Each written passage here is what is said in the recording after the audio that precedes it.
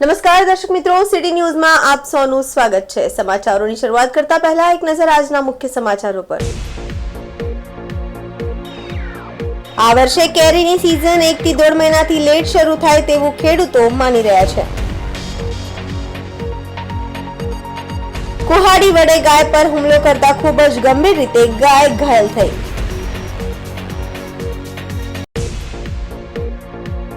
દમણમાં પક્ષીઓ આકર્ષણનું કેન્દ્ર બની રહ્યા છે।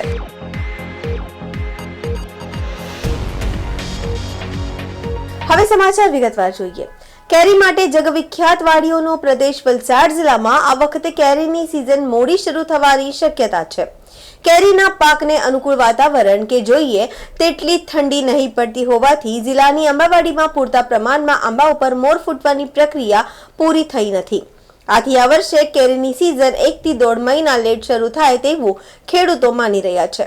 મહત્વપૂર્ણ છે કે વલસાડ જિલ્લામાં 40 હેક્ટરથી વધુ વિસ્તારમાં આંબાવાડી આવેલી છે। સામાન્ય રીતે વલસાડ જિલ્લામાં કેરીની સીઝન માટે નવેમ્બર-ડિસેમ્બર મહિનામાં આંબા ઉપર મોર માટે કુંપણ ફૂટવાની શરૂઆત થાય છે। જાન્યુઆરી મહિનામાં આંબા ઉપર પૂરતા પ્રમાણમાં મોર ખીલવાની શરૂઆત થાય છે।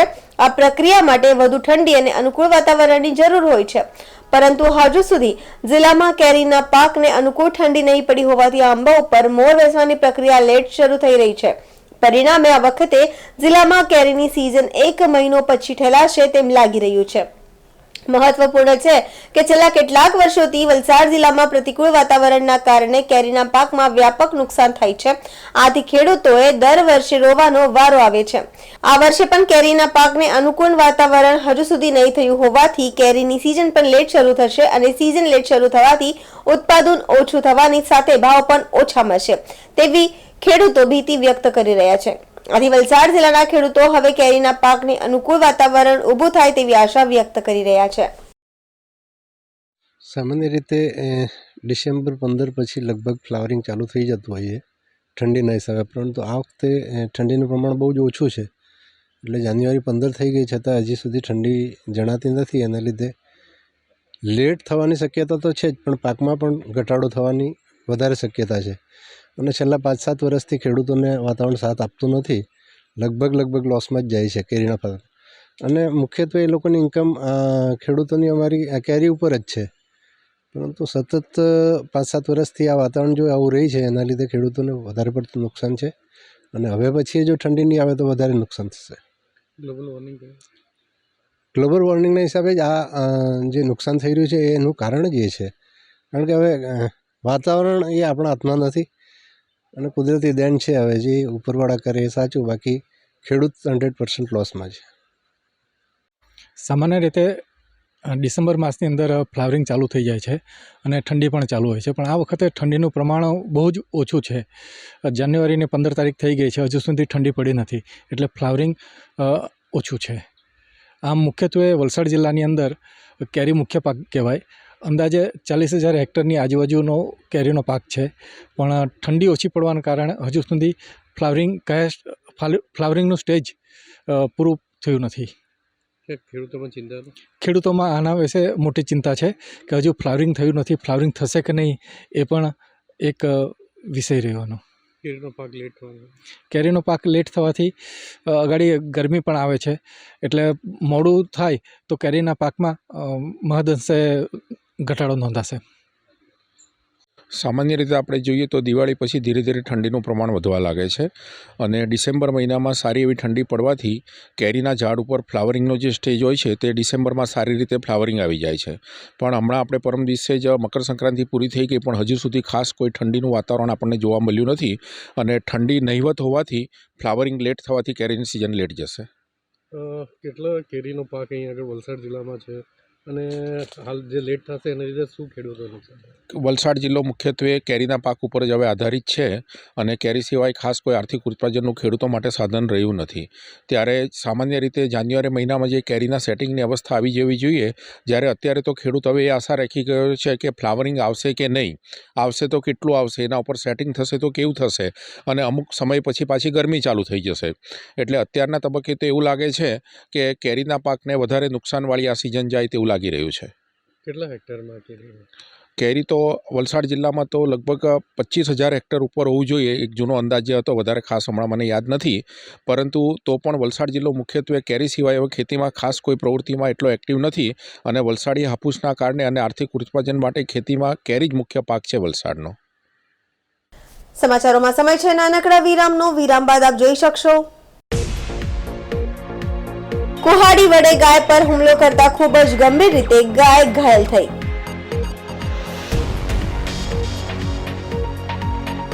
દમણમાં પક્ષીઓ આકર્ષણનું કેન્દ્ર બની રહ્યા છે.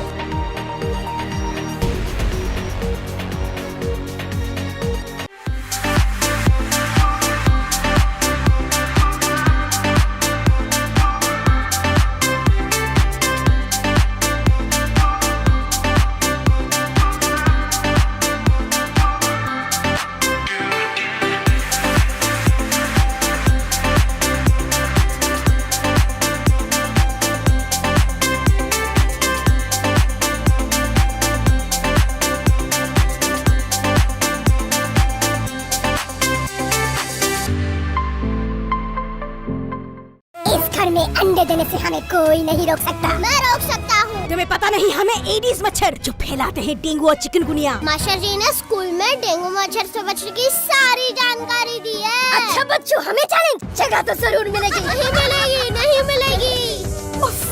यहाँ तो पूरे इंतजाम है। डेंगू की रोकथाम के लिए कूलरों के पानी को हर हफ्ते बदलें। बाल्टी और टंकियों को अच्छी तरह से ढककर रखें। पूरी आस्तीन के कपड़े पहनें। मच्छर भगाने वाली क्रीम, कॉइल और अगरबत्ती का इस्तेमाल करें। डेंगू से लड़े मतलब डेंगू से बचे। अब साकार होगा आपका सपना एक लग्जूरियस रो हाउस का। दमन और उमरगांव के पास सनराज डेवलपर्स का नया project Suvarna Bhoomi residency 3 and 4 BHK luxurious row house. इसके साथ club house, gym hall, indoor games, children park, landscape garden और स्विमिंग पूल जैसी सुविधाएं भी उपलब्ध। सुवर्ण भूमि रेसिडेंसी कलाई लेक के पास टाटावाड़ी कलगांव कोस्टल हाईवे फंसा उमरगांव। संपर्क करें 8758 222 009। વિરામ બાદ આપનું સ્વાગત છે.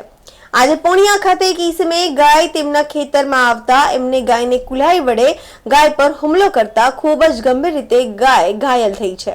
કુહાડી ગાયના શરીરમાં ઘૂસી ગઈ હતી અને પછી એક સેવાભાવી વ્યક્તિ જીવદયા ગ્રુપના પ્રમુખે અલી અંસારીને જાણ કરતા તત્કાલિક જીવદયા ગ્રુપના યાસીન મુલતાની, ભરતરાજ પટેલ સ્થળ ઉપર જઈને ચેક કરતા ખૂબ જ ગંભીર રીતે ગાય ઘાયલ થઈ હતી અને કુહાડી ગાયના શરીરમાં ફસી ગયેલ જીવદયા ગ્રુપના મેમ્બરે તત્કાલિક મહાકાળી ગ્રુપના સભ્યોને જાણ કરી ટિંકુ મેમોરિયલ ટ્રસ્ટના પ્રમુખને જાણ કરી 2-3 સંસ્થાઓ મળીને ડોક્ટરને જાણ કરી ગાયને પકડીને કુહાડીને બહાર કાઢી અને ડોક્ટરે આવીને ગાયને લગભગ શરીરના 4 આંગળી જેટલી ઊંડો ખાડો પડી ગયેલ હતો અને 4 જેટલી લેયર એટલે કે માંસ ફાટી ગયેલી ગાયને 4 લેયરને સ્ટેપ બાય સ્ટેપ ટાંકા લીધા અને ગાયને સારવાર આપી ગાયને મારનારના સામે એક્શન લેવા જોઈએ.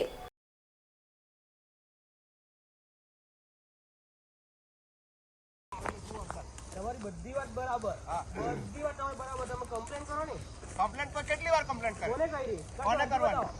અરજી બતાવો. અરજી કાઈ બતલાવાની? આમાં કોને કમ્પ્લેન્ટ કરવાની? ઘેર હેવો બધું ખાઈ જાય. વિચારો મારાના અંદર જે કેવી પરિસ્થિતિ થાય છે. તમારું બગાડી તો તમે કેવું કરે છો? ભાઈ મારતા ઘરો તે બગાડવા આવે, ગામડે ઘૂસી જાય. અમે કોઈ દર આ રીતે નહીં મારીએ. તમે ને અંકારો મારો મૂકો લાકડાએ મારો.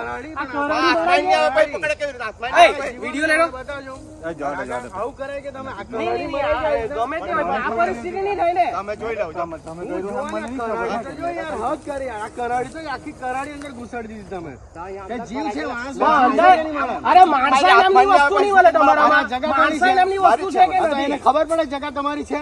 આપણે એની જગ્યામાં છે, આપણી જગ્યામાં નહીં મળે. ખબર પડે કે તમારી જગ્યા છે? એ તો મૂંગું જાનવર છે. તમારું બુદ્ધિ નહીં ચાલે. તમારે આટલું બગાડે આવો ને આ બગાડ્યું કે અરે પણ બગાડે જમીન નહીં તમારે. જમીન એને પડી છે, આપણી જગ્યા તમારી છે એને ખબર છે. મેં પૂછું તમને. મને થોડી ખબર. તમારે ખબર છે પૂછું તમને. કેટલા સમયથી આટલા સમયથી સાથે તમારે રાખવા પડે. બરાબર અમારી થોડી છે પણ કઈ આવી રીતના તો નહીં મારાય ને. અમે સેવા કરીએ. તમે આ રીતે મારે તમારા જરા માણસાઈ નામની વસ્તુ નહીં મળે.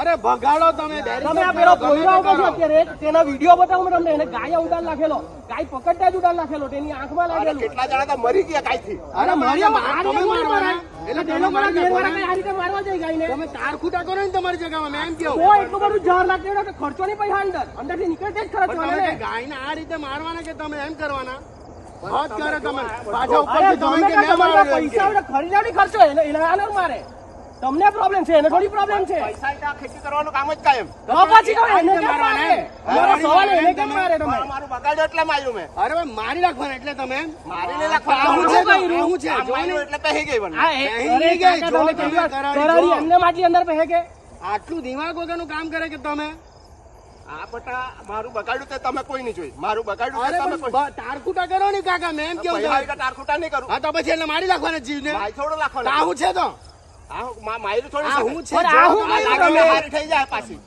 ચાલો પકડી બતાવો પકડી બતાવો ડોડું લાવ ને કાકા ને આપ એવી કેવી વાત કરે તમે કાકા આ રીતના મારવાના કે તમે બગાડે તો મારવાના જ છે આ રીતે મારી નાખો ને મારી તને આ હું છે મેં એમ કેવું તમને રોજ દાડી આવીને મારા ઘેર હેપી આવીને જો બગાડે પણ એ તો મૂંગું જાનવર છે ને ખબર છે મૂંગું જાનવર છે મને એને કઈ ખબર નહીં મળે તે વસ્તુ નહીં યાર તમે એને વાગેલું હતું એટલે માણસ માલ લાખે તો ચાલે ને અરે મારે મૂંગું જાનવર મૂંગું જાનવર અરે મેવો 10 ને 12 ગાય પોહેલી એટલે આજના મારવો ને મારવાનું કઈ આખી ઘોસાડી દીધી તમે આખી કરાડી કાકા તમે જો ગાય પોહલી ને તમે આ રીતે નહીં મારે હકીકત જોઈ તા ને પૂછ જોઈ તા નહીં પોહલી તો પણ આ રીતે મરાય નહીં મરાય પણ મારું બગાડ્યું એટલે મારી દેમ વિડિયો લઈ લો વિડિયો અમને કોઈ આપત્તિ નહીં મળે વસ્તુ નહીં નહીં અમને કોઈ વસ્તુ જ નહીં મળે એ વસ્તુની આપત્તિ જ નહીં મળે પણ તમે અરે એ વસ્તુ જ નહીં મળે તમારે બી વિડિયો લેવો તો ઇજ્જત થી લઈ લો મારું નુકસાન ચાર ખૂટા કરો એ જુમુંગુ જાનો ને નહીં ખબર પડે પણ ચાર ખૂટા એટલે મેં નહીં થોડો ચાર ખૂટા આપણે આયા બી મેં બંધ કરી દો આ વાહડા છે બંધ કરી લો આ તો ભાઈ હાથ છે આ લાકડા છે લાકડા મૂકો ને એની પર ચાર તો ફેરવાય જ ને 500 રૂપિયાના કાટિયા લાવીને મારી વાતમાં આખી કરાળી તમે ગાલ દીધી છે ને જો તમે મૂંગુ જાનવર ને એને નહીં ખબર આ તમારી જગ્યા છે એને ટાઈમ કે ચારો છે એટલે ખાવા ગયું આટલા દાડા તમે ખબર છે આટલા દાડા બગાડ્યું ત્યારે કોઈ નહીં આવ્યું આજે કરો નહીં પણ બેરિકેડ કરો સમાચારોમાં ફરી સમય છે નાનકડા વિરામનો વિરામ બાદ આપ જોઈ શકશો દમણમાં પક્ષીઓ આકર્ષણનું કેન્દ્ર બની રહ્યા છે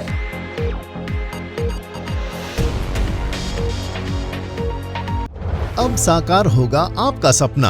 एक लग्जूरियस रो हाउस का दमन और उमरगांव के पास सनराज डेवलपर्स का नया project Suvarna Bhoomi residency 3 and 4 BHK luxurious row house. इसके साथ club house, gym hall, indoor games, children park, landscape garden और स्विमिंग पूल जैसी सुविधाएं भी उपलब्ध। सुवर्ण भूमि रेसिडेंसी कलाई लेक के पास टाटावाड़ी कलगांव कोस्टल हाईवे फंसा उमरगांव। संपर्क करें 8758222009।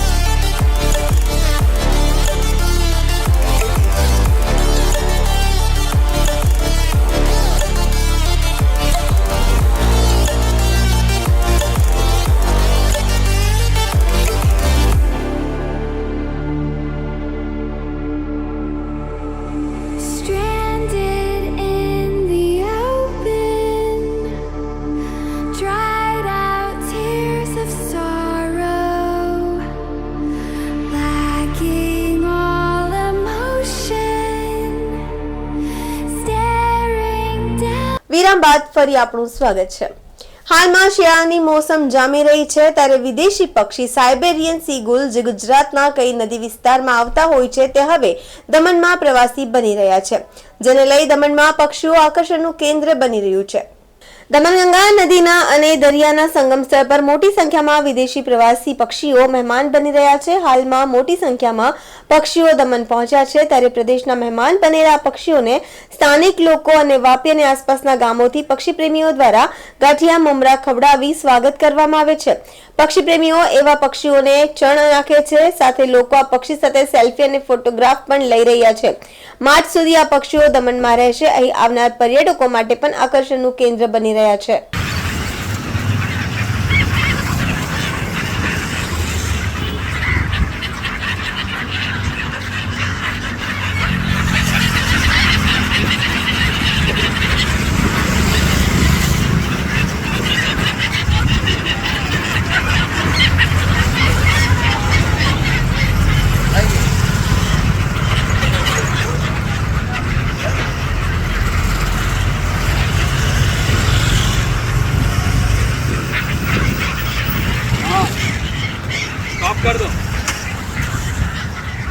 हेलो सर, आप रोज आते हो? डेली आता हूँ. हाँ. थोड़े दिन बीच में बंद कर दिया था. हाँ अरे डेली आता हूँ. मैं हूँ, मेरा एक फ्रेंड है हाँ और एक मोहम्मद भाई सभी का ये है, सभी भाई करके. हाँ. दमन से हाँ. भी आते हैं. हाँ मनोज भाई करके आते हैं. अच्छा. सबका ये इसके लिए आए. ये साइबेरियन गुल पक्षी है. हाँ रसिया साइड के है. अच्छा. ये हर साल आते हैं. बराबर. तो आप दूर से इतने लंबे से इतने किलोमीटर काट के वो इधर इंडिया में आते हैं और दमन में हर साल आते हैं. बराबर. तो आपको ये देते तो आपको कुछ अच्छा लगता है कि बहुत नहीं? अच्छा लगता है, बहुत सुकून मिलता है. हाँ. और कुछ अच्छा कर रहा हूँ ऐसा लग रहा है. अच्छा. बहुत अच्छा लगता है. हाँ. સમાચાર પૂરા કરતા પહેલા એક નજર આજના મુખ્ય સમાચારો પર. આ વર્ષે કેરીની સિઝન 1 થી 1.5 મહિનાથી લેટ શરૂ થાય તેવું ખેડૂતો માની રહ્યા છે. કુહાડી વડે ગાય પર હુમલો કરતા ખૂબ જ ગંભીર રીતે ગાય ઘાયલ થઈ.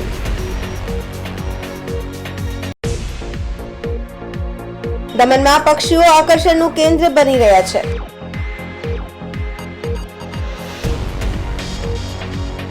તો આ હતા અત્યાર સુધીના સમાચારો. જોતા રહો સિટી ન્યૂઝ. નમસ્કાર.